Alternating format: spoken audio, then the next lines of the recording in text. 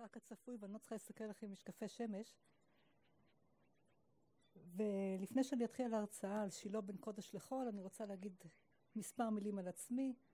אני יוצרת בלימודיי, ארכיאולוגית בהכשרתי ובן אדם חילוני, למרות שזה לא כל כך נראה עכשיו במהותי, או לפחות כך חשבתי לפני שהגעתי לאתר שילה. ואני באתי עם כל החול, כולל החול שבדליים של החפירות שיצאו משילה. לא שומעים אותי טוב? לפגוש בקודש. עכשיו, למרות שהכתירו אותי בתור אוצרת של התערוכה, אני לא הייתי יחידה. היינו פה צוות גדול ומגוון, ואחרי זה אני אסביר גם למה זה היה חשוב שהיינו צוות גדול ומגוון. חלק מהצוות בא מעולם החול, וסליחה שאני פוגעת במי מהצוות, וחלק מהצוות בא definitely מעולם הקודש, ולא היה קל להרכיב את התערוכה הזאת. מפני שאולי זה מסתדר לנו בהבדלה בין קודש לחול, אבל המעברים האלה במציאות, בהכנת התערוכה, לא היו פשוטים כל כך. כמו שאמרתי, אני באתי עם מטען החול. אבל עדיין, כשהגעתי לאתר שילה, הרגשתי קודש, ואני אומרת את זה בתור בן אדם חילוני שפעם ראשונה ביקר בשילה. והייתי בלא מעט אתרים ארכיאולוגיים. ואמרתי, אוקיי, פה יש סיפור אחר, זה לא רק הסיפור של האבנים, וזה לא רק הסיפור של המבנים, אז כדאי שאני אפתח את אוזניי, וישמע גם את הצד השני של הצוות, את הקודש. ואני רוצה להציג בפניכם, אם זה יעבור,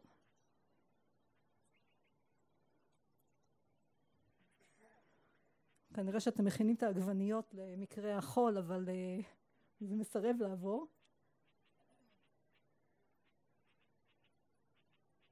עזרה מישהו?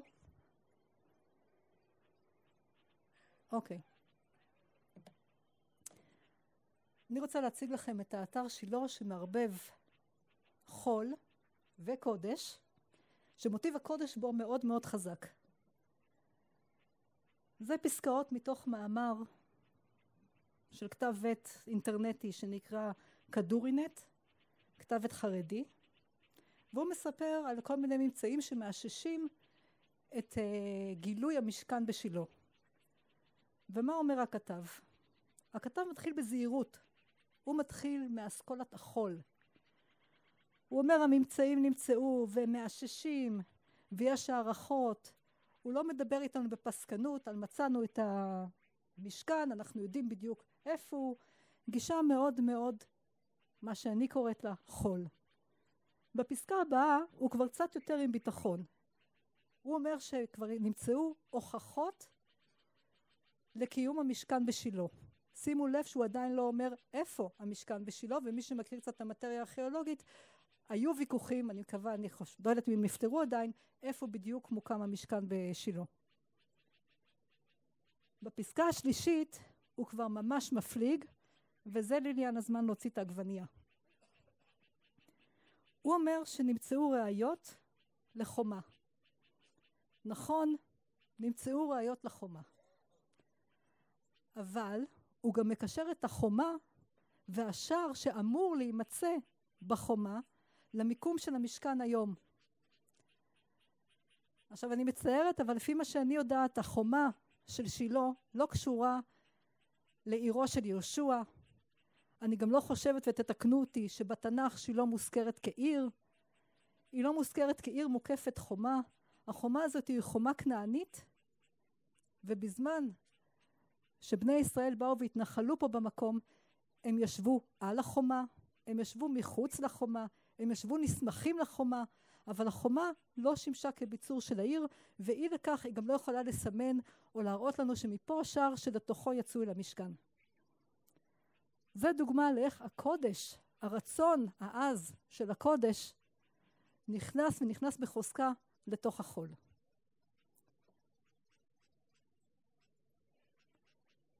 זה לא שייך לי. כנראה שהרגזתי מישהו. אני בקושי עומדת פה, אל תאתגר אותי מעבר לזה. אבל זה לא זז לא לפה ולא לפה. תעלו לי את המצגת שוב?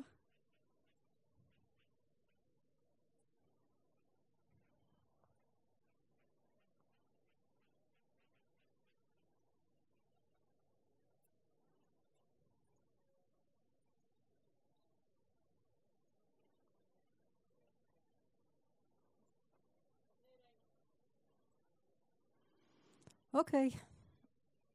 בואו נלך קצת למדע החול שלנו, לארכיאולוגיה. הארכיאולוגיה, מי שפותח ויקיפדיה, מוגדרת כמקצוע שהוא מקצוע מדעי. אותו דבר גם במילון.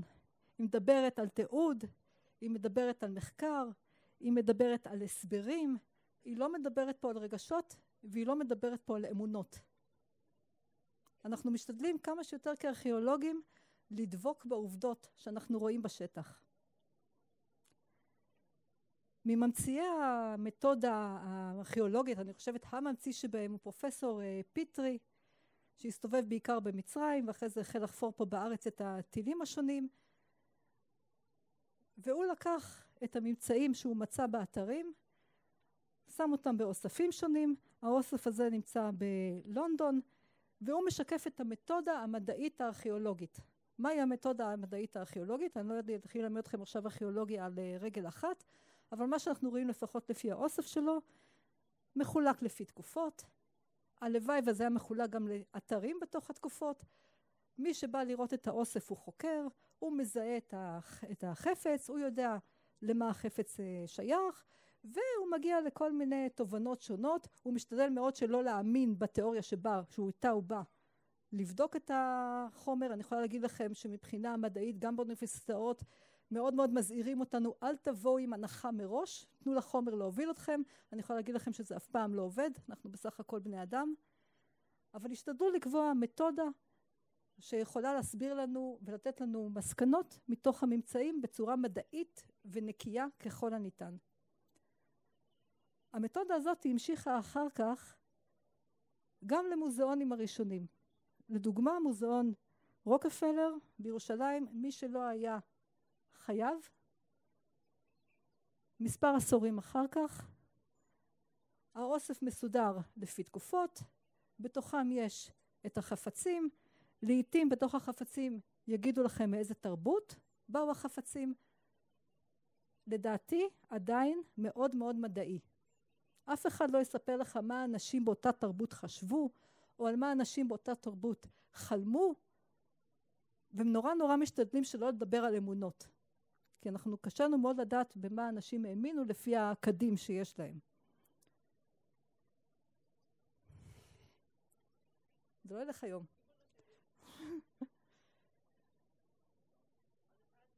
רגע, עכשיו שמתם לב שהארכיאולוגיה, שהיא מילה ביוונית, מורכבת מעתיק ותורה, ארכי ולוגיה. אבל ארכיאולוגיה מופיעה בספרות היוונית גם במשמעות אחרת. אפלטון מצטט את סוקרטס, או כותב דו שיח שהיה בין סוקרטס לבין תלמידו איפיאס. וסוקרטס שואל את איפיאס, תגיד לי, על מה אנשים היו רוצים לשמוע בנאומיי? מה יעניין את האנשים? הוא לא בא ושואל אותו מאיזו תקופה החפץ, מה זה, וכל מיני דברים מדעיים כאלה.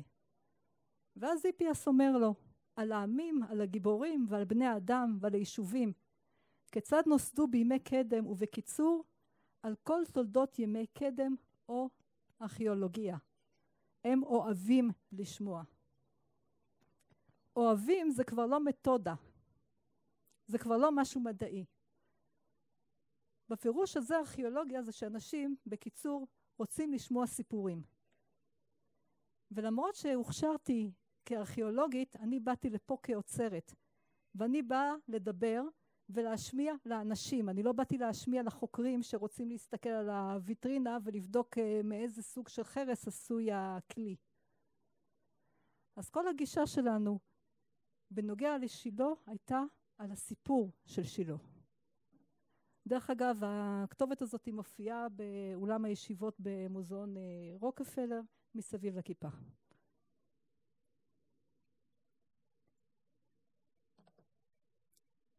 אנחנו רוצים להביא את הארכיאולוגיה לציבור, כמו שאמרתי. אנחנו כבר לא מסתפקים במוזיאון רוקפלר, שאנחנו שמים חרסים כלים בוויטרינה, ואנשים באים ואומרים, איזה יופי הכלי, אבל אנחנו לא יודעים איזה סיפור מסתתר מאחוריו.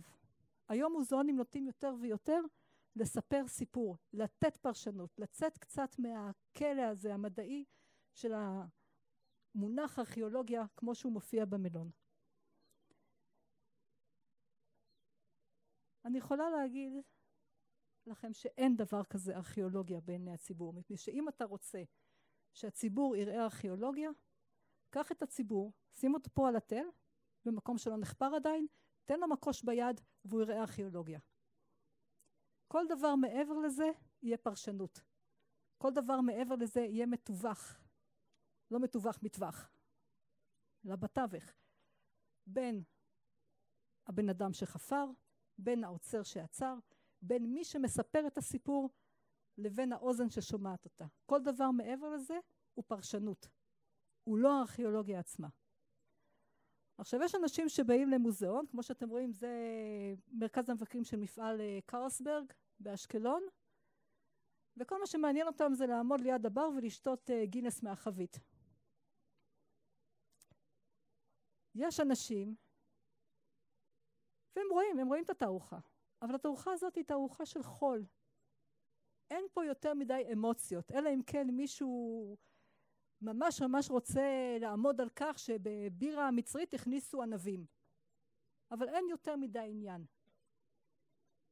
יש לנו מקרים של התצוגות כן מעורב בהם הרבה מאוד אמוציות, ואנחנו יכולים לראות פה בתמונה מתחת את מוזיאון התרבות הפלישתית באשדוד, שלשם אנשים באים ממה שהם קראו בכתבי הקודש. הם כבר יודעים משהו, הם כבר מרגישים משהו, ועל מנת לספר את הסיפור של הפלישתים עם קהל שבא עם אמונה, זה כבר דבר הרבה יותר מסובך. וגם בשילה הקהל בא לפה עם אמונה. או אני חושבת לפחות רוב הקהל בא לפה עם אמונה. אז מה הסיפור של שילה? כן, אני יודעת המשכן. אבל מי שמכיר את הסרט רשומון, אתה יכול מסיפור אחד לתת לו המון ורסיות שונות. תלוי מי מספר את הסיפור. וכמו שאמרתי, אנחנו היינו צוות גדול, וכל אחד סיפר את הסיפור בצורה שונה. אבל נעזוב את הצוות שלנו. אני חושבת שהממצאים, באמת, מהיפים ביותר שיש פה באתר, הם הפסיפסים של הכנסיות הביזנטיות. 4 כנסיות ביזנטיות. אני לא חושבת שמישהו חושב שזה הסיפור של האתר. הרי הם נבנו פה מראש בגלל קדושתו של המקום והמשכן. עדיין, החופרים הדנים שבאו לפה בראשית החפירות, טרחו לשחזר את אחת מהבזיליקות. ולא נראה לי שאם חופר יהודי היה בא לפה בתחילת החפירות, גם הוא היה טורח לשחזר את אחת הבזיליקות. ככה שתלוי, גם שכולם יודעים מה הסיפור, תלוי באיזה ורסיה אתה תספר את הסיפור.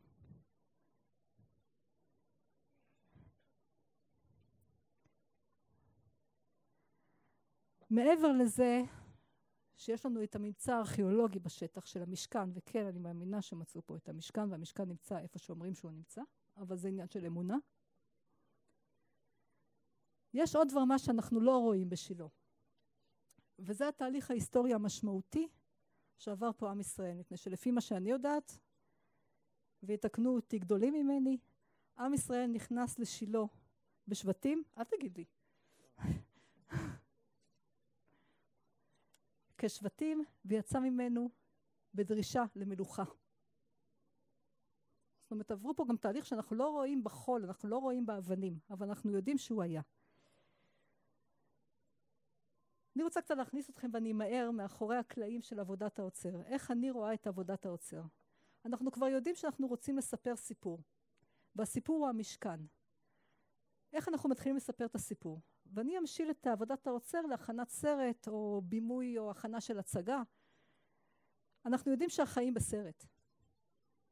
כל החומרים שאנחנו רוצים לשים בסרטים ובהצגות נמצאים לפנינו, בין אם זה יהיה מכוניות ואז תעשה עליהם סרט על מרוצי מכוניות, ובין אם על רומנטיקה. בין דברים מוחשיים לבין דברים מופשטים.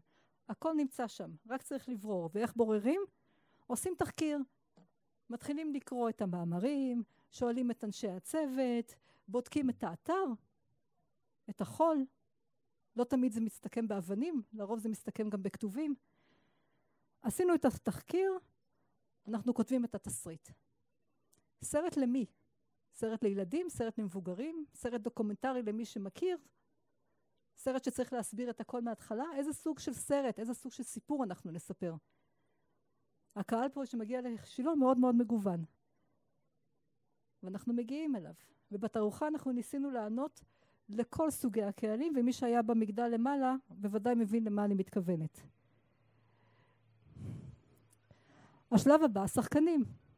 מי השחקנים שלנו? יש לנו את השחקן הראשי, הוא המשכן.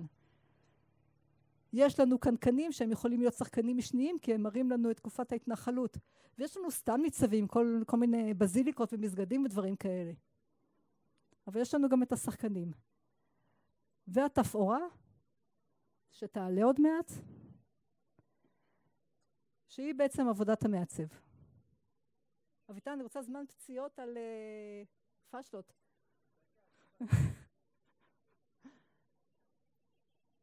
לקחת את כל המרכיבים האלה, אלה אבני הבסיס של תצוגה.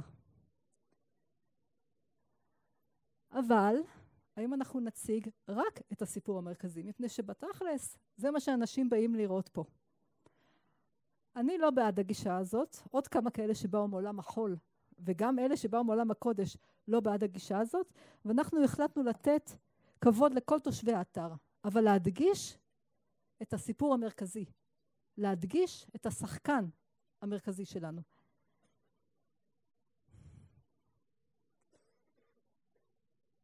איך יישמנו את זה? מי שהיה במגדל ראה, יש לנו ויטרינות, כל אחת שווה בגודלה, כל אחת פחות או יותר מספר ממצאים, עם הדגשים על עם ישראל ותרבותו באופן כללי, ועל עם ישראל ותרבותו שנבעה משילו.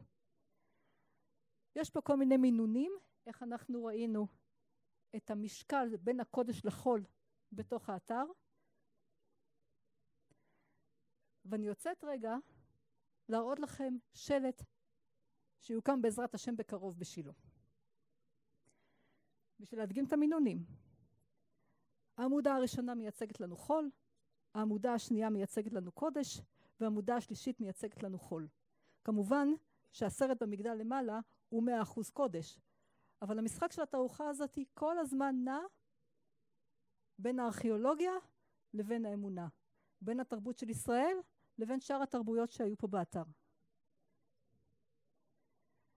אחת הדוגמאות לתנועה הזאת זה סרגל הזמן. סרגל הזמן הוא פחות או יותר היה, מה שמתחיל לנו את הסיפור. שלא תחשבו שזה קל. יש לנו סרגל זמן ארכיאולוגי, המדעי. תקופת הברזל א', תקופת הברזל ב', תקופת ברונזה ב' ג' ועוד כל מיני דברים כאלה שאוזנו תצילנה, לא נספר אותם בפורום זה. ויש גם סרגל הזמן ההיסטורי, היותר אמוני, היותר קודש. הבטחת לי אותך. תקופת ההתנחלות, תקופת בית ראשון. בעיה, הם לא חופפים. ואני אתן דוגמה ואיך פתרנו את זה. תקופת התלמוד מתחילה לפני תקופה הביזנטית. אז אנחנו עושים 2 סרגלי זמן, כדי שיהיה ברור איפה הקודש מתחבר לחול. דבר נוסף, אנחנו רוצים להדגיש בכל זאת ההיסטוריה של עם ישראל, ואז אנחנו עושים כל מיני בועות, ואני רואה שבדיוק הפכתי את זה. הבועה המעוינת נותנת את ההיסטוריה של עם ישראל בשילה, על קו היה הזה, והבועה העגולה נותנת את ההיסטוריה הכללית של עם ישראל לאורך הזמן הזה. שוב, אמרתי מינונים, קודש וחול. איך בונים תערוכה בדרך כלל? איך מציגים? יש לנו טקסט גדול, מי שנכנס למוזיאון רואה טקסט גדול בכניסה, שנותן לנו הסבר כללי ומורחב. יש לנו חפצים, יש לנו כתוביות שמסבירות על כל חפץ. בשילה, בגלל שהקהל שלנו מגוון, ואנחנו פונים גם לקהל צעיר יותר, אנחנו הכנסנו את הדמות המדברת במקום הטקסט הארוך, הגדול והמשעמם. איך אני בוחרת ממצא לתצוגה? אני יכולה להגיד לכם שמצאו הרבה יותר ממצאים ממה שנמצא בוויטרינות. האם אני אכניס כל דבר לוויטרינה? אז הממצא צריך קודם כל לשקף את התקופה שאותה הוא מייצג. הוא צריך להתמזג עם הטקסט הראשי ולהשלים אותו. ואני אתן לכם פה דוגמה של קנקן מתקופת, קנקן שנמצא פה בבית המחסנים. מסבירה מהו החפץ, למה הוא נקרא כפי שהוא נקרא. נותנת פה את השנה, ואני אומר שזה מאפיין יישובי התנחלות. יכולתי לכתוב ברזל א', אף אחד לא היה מבין כלום. אבל ברגע שאני כותב 1200 ותקופת ההתנחלות, אני מקווה שרובכם עושים את הקשר של תקופת ההתנחלות מתרחשת בערך ב-1200 לפני הספירה. נוסף לזאת, אני כתבתי כ-30 מאלה נמצאו בבית המחסנים בשילה, ופה היה פה קרבות עזים עם הקודש, מפני שההנחה הסבירה והמאוד חביבה היא, שבית המחסנים שימש את המשכן. יכול מאוד להיות, אבל לא בטוח. אז אני דורכת פה על ביצים, זאת אומרת, יש לך פה את הקמת בית המשכן, יש לך פה את המחסן, ואתה יכול כאדם מאמין לעשות את הקשר, אבל אני כארכיאולוגית לא יכולה להגיד לך לשים את הסטמפה, כן, ראינו פה חותמת שייך למשכן. יש דרך נוספת להשיג ציפור בעזרת ממצא. מטבע של אנטיוכוס הרביעי, הצורר הגדול, צלמית הלניסטית, ומטבע של אלכסנדר ינאי. מה זה מדגים לנו? זה מדגים לנו פחות או יותר את המאורעות של התקופה ההלניסטית, או המאורעות סביב התקופה היוונית בימי קדם, בלי לדבר. רק עם ממצא. יכולתי להביא מטבעות של תלמי, אבל אנטיוכוס הרביעי מספר את הסיפור טוב יותר. כן? אחרון חביב, אביטל. קיר החרסים. אם קודם דיברנו על המעבר בין קודש לחול, אני רוצה לעבור על המעבר בין חול לקודש. מפני שחרסים זה מה שאנחנו מוצאים באתר, הארכיאולוגיה, החול. אבל החרסים האלה טעונים הרבה מאוד קודש. לא הם עצמם, אלא האנשים שבאים לאתר רואים בהם הרבה מאוד קודש. ואתה יכול לשים חפצים אחורי ויטרינה ולהסביר להם בצורה מאוד דידקטית. אבל אתה יכול גם לפרוט על נימי הרגש ולתת לאנשים לגעת בעבר, להתחבר לתקופות האהובות עליהם, להתחבר לקודש שהם מרגישים כשהם מגיעים לפה. אז אני רוצה להודות לכם מאוד. אני רוצה גם להודות לצוות שכולו הרכיב את התערוכה.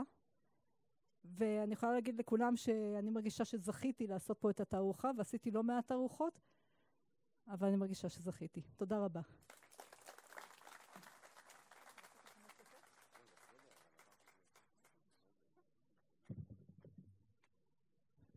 תודה רבה לגלית. אני חושב שבמידה מסוימת הרבה אנשים לא מכירים את אחורי הקלעים של הקמת התערוכה, ובאמת זאת משימה לא פשוטה לאוצרת, בעיקר ולהתמודד מול אותם הארכיאולוגים שרוצים להציג את היותר הארכיאולוגיה, לבין נקרא לזה הצד הפילוסופי, הצד האמונתי שבעניין הזה, מה המשקלים, ואני חושב שהתצוגה כרגע היא מאוזנת בצורה שכזאת, ומבחינתי הדבר החשוב ביותר הוא שלא רק האבנים מדברות, אלא גם המוצגים מדברים, וגם אפשר לגעת בהם, למשש אותם, וזה חלק מהחוויה הבלתי אמצעית שאנחנו רוצים לתת לכל מבקר ומבקר.